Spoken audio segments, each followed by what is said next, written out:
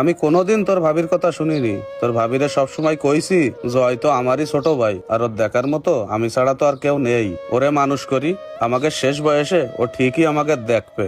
তা আজকে তো দেখতেছি তুই আমাকে কিরকম দেখতেছিস রে ভাই। আজকে তুই চলে আইসিস বিটে বাড়ির জমি বেছে নিয়ে চলে যাবি, একটা বারের জন্যও চিন্তা করলেন না যে তোর ওই অসহায় ভাই ভাবি তুই এই জমি বিক্রি করে নিয়ে গেলি, তারা কোন জায়গায় থাকবে।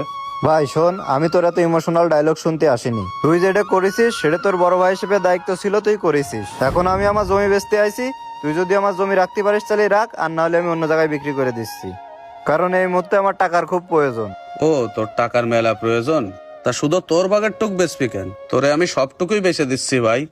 তুমি কি কথা কচ্ছ? সব জমি বিক্রি করে দিবা মানে?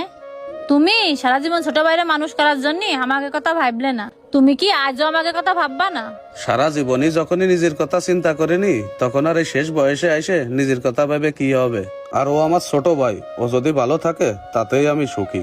জয়, তা তুই কি নিজে জমি বেচতে পারবি নি, নাকি আমি থেকে জমি বেচার ব্যবস্থা করে দেব?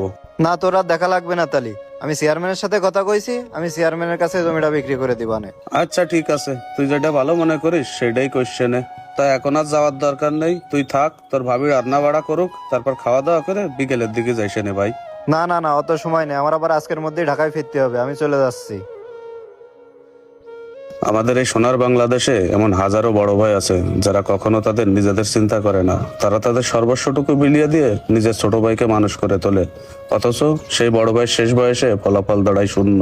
আর এই ভিডিওর মাধ্যমে একটি বাস্তব চিত্র তুলে ধরার চেষ্টা করা হয়েছে। যদি ভালো লাগে শেয়ার করতে ভুলবেন না। আল্লাহ হাফেজ।